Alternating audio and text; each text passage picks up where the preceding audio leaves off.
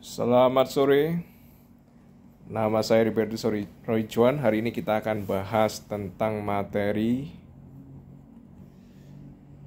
gugatan TUN ya, Tata Usaha Negara.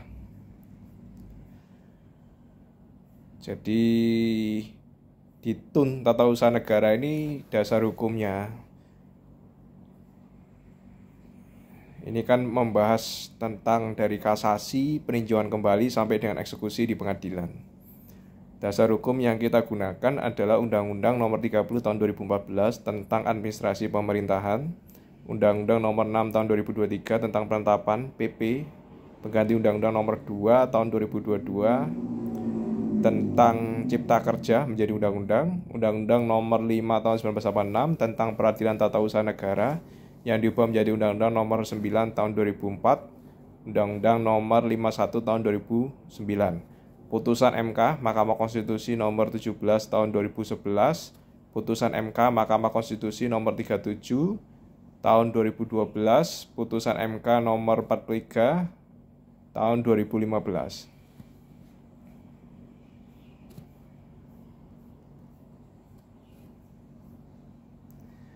Jadi kalau kita bicara tentang kasasi ya, jadi dasar hukum kasasi itu di Pasal 55 ayat 1 Undang-Undang Nomor 14 Tahun 1985 tentang Mahkamah Agung itu dijelaskan kalau pemeriksaan kasasi untuk perkara yang diputus oleh pengadilan di lingkungan peradilan agama atau yang diputus oleh pengadilan di lingkungan peradilan TUN Tata Usaha Negara dilakukan menurut ketentuan undang-undang ini ya. Jadi itu dasar hukum untuk kasasi.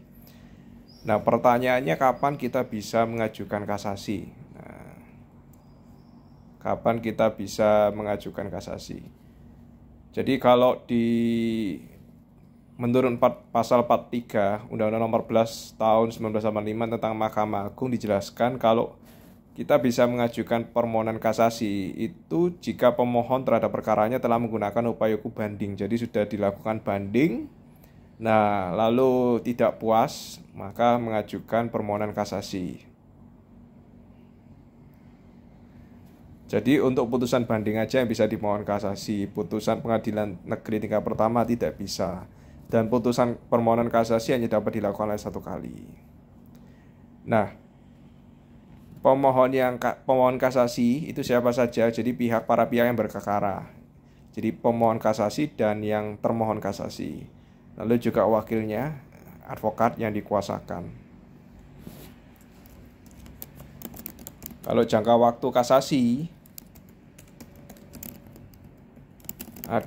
maksimal 14 hari sejak putusan dibacakan ya.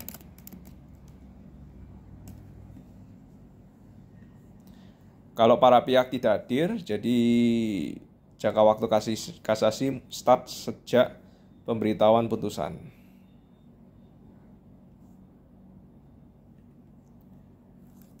Nah,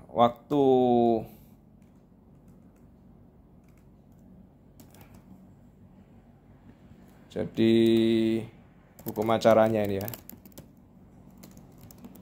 Hukum acara TUN kasasi maksimum 14 hari sejak putusan dibacakan. Lalu kita juga harus memberikan memori kasasi. Memori kasasi maksimal 14 hari sejak permohonan kasasi.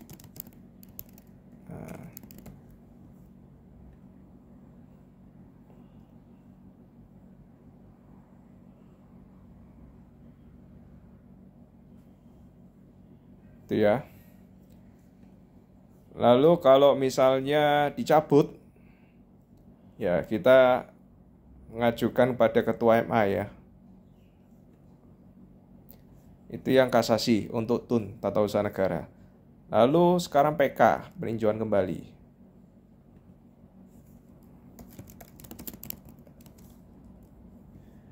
PK ini disebut upaya hukum luar biasa.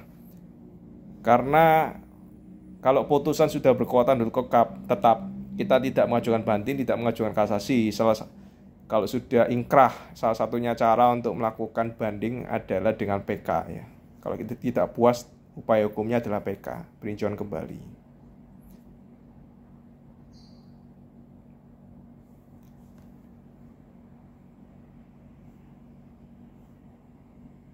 Jadi PK ini diberikan karena adanya hal-hal baru ya. Kalau tidak diketahui yang tidak diketahui sebelumnya, dan apabila diketahui oleh hakim harusnya putusan jadi lain ya.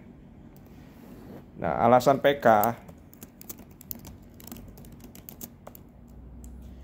jadi putusan didasarkan adanya kebohongan atau tipu muslihat, adanya kebohongan dari lawan ya, atau ada bukti-bukti palsu.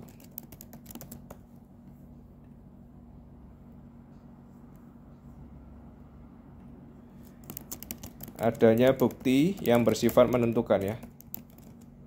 Bukti baru disebut novum ya, bahasa hukumnya.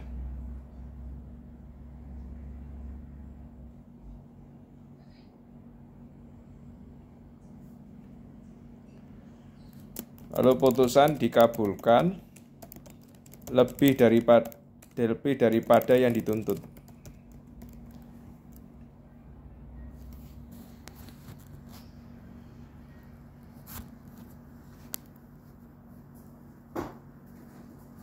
Terus kalau pihak yang sama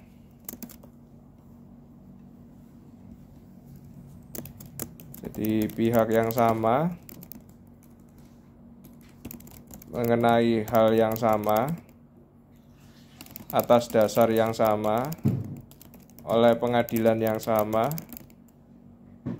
dan sama tingkatannya, tapi putusannya bertentangan. Nah, ini alasan PK.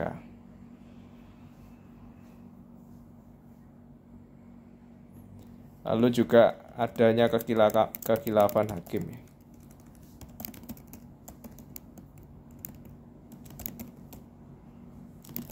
Atau keliru atau kekeliruan.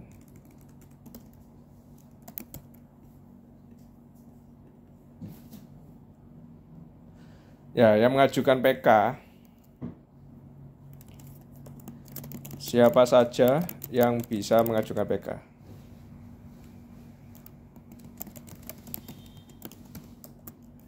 Pihak berperkara, ahli waris ini bisa ya.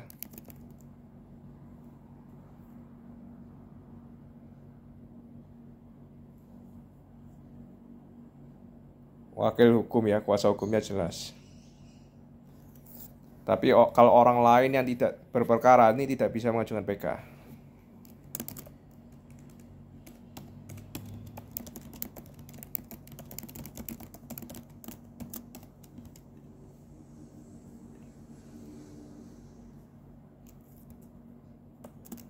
Nah, lalu jangka waktu PK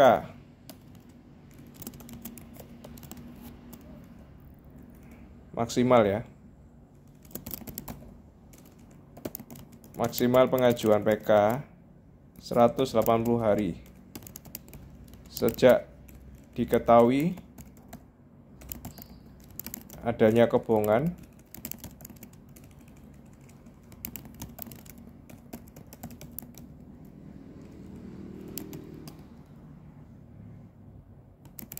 atau adanya bukti baru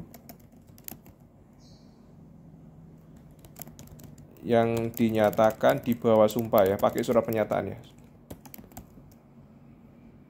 dan disahkan pejabat yang berwenang.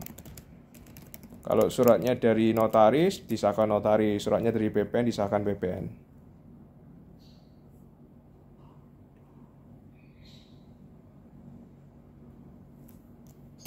Jadi maksimal 180 hari. Yang pertama sejak diketahui adanya kebohongan. Yang kedua sejak adanya novum. Yang ketiga sejak putusan ingkrah.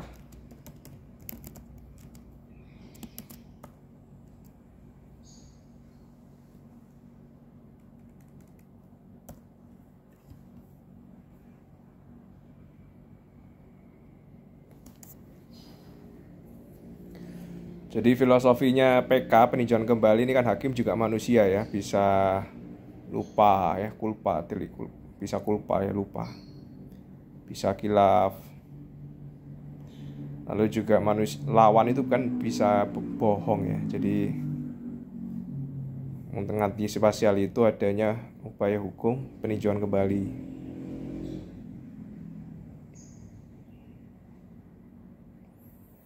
Lalu ada bukti baru ditemukan, novum.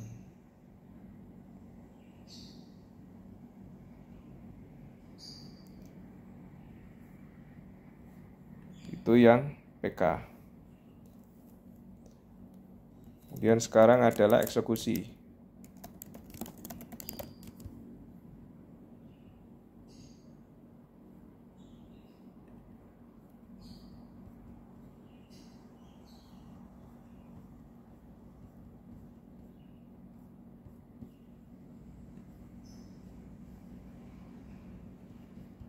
Eksekusi putusan.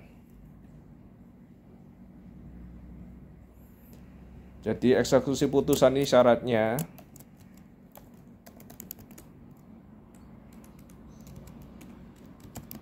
hanya untuk putusan yang sudah ingkrah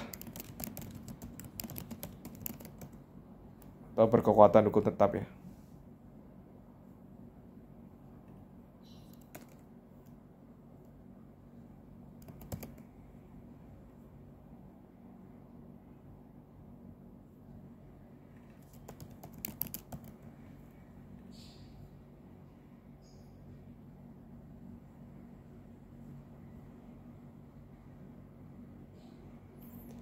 Putusan ingkrah ini bisa tingkat pertama tidak banding ya. Lewat batas waktu kan ingkrah. Nah, itu bisa diajukan eksekusi. Atau putusan banding tidak diajukan kasasi lewat batas waktu kan ingkrah.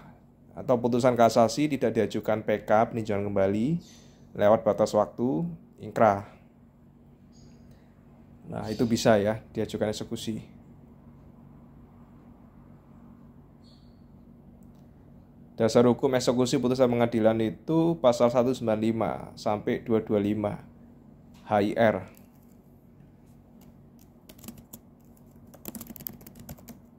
Dasar hukum eksekusi putusan. Pasal 195 sampai pasal 224 HIR.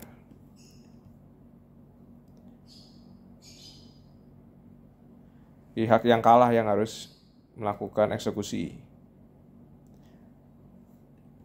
Pihak yang kalah harus mengajukan yang harus melaksanakan eksekusi, artinya itu eksekusi sukarela. Jangka waktunya tidak ada. Kalau misalnya sudah kalah, minta eksekusi sukarela tidak mau, bisa melakukan eksekusi paksa ya, minta pengadilan. Dasar hukumnya pasal 196.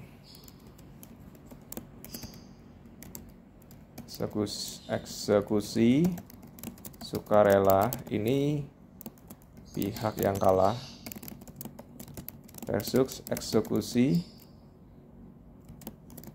paksa. Ini dasar hukumnya pasal 196 HIR.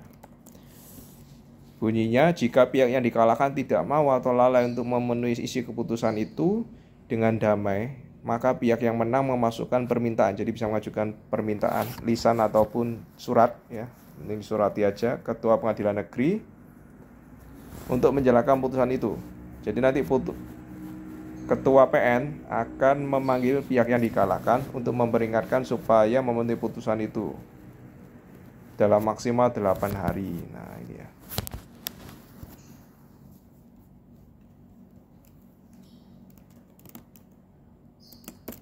Ketua PN akan meminta pihak yang kalah melaksanakan putusan maksimal 8 hari. Nah, ini. Itu yang eksekusi putusan paksa ya, melalui Ketua PN. Nah, jadi pertama sukarela dulu.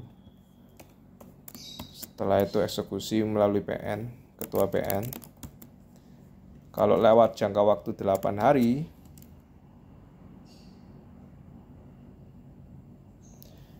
Jadi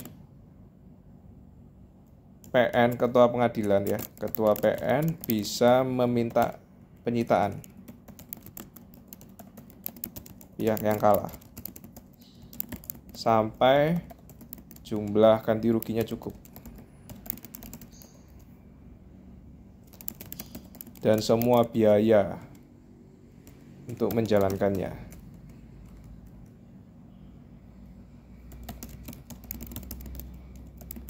Ini dasar hukumnya di pasal 197 AIR.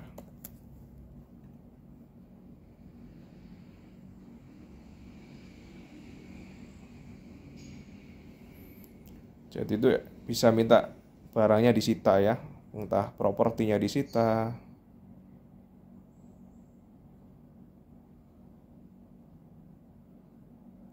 jadi ini biasanya yang tidak diketahui umum. Dipikirnya kalau pengadilan perdata itu cuman kalau tidak memenuhi putusan pengadilan perdata hanya bisa dapat kalah di atas kertas, menang di atas kertas. Pengadilan bisa melakukan eksekusi ya. Pertama meminta eksekusi sukarela, tidak mau, minta eksekusi ketua pengadilan negeri, jadi dipanggil pihak yang kalah, diminta dalam waktu 8 hari melaksanakan putusan. Kalau tidak bisa minta penyitaan.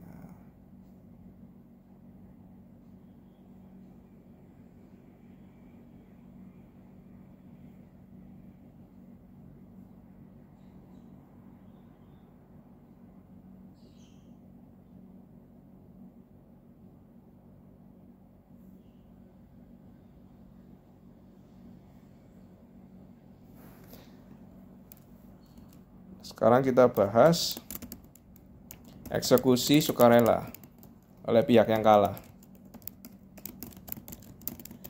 Ini tetap ada berita acara ya, berita acara pemenuhan, namanya berita acara pemenuhan putusan secara sukarela. Lalu ada 2 saksi, lalu ditandatangani, dititik oleh jurusita, sita, saksi, dan para pihak ya, dan tergugat, penggugat.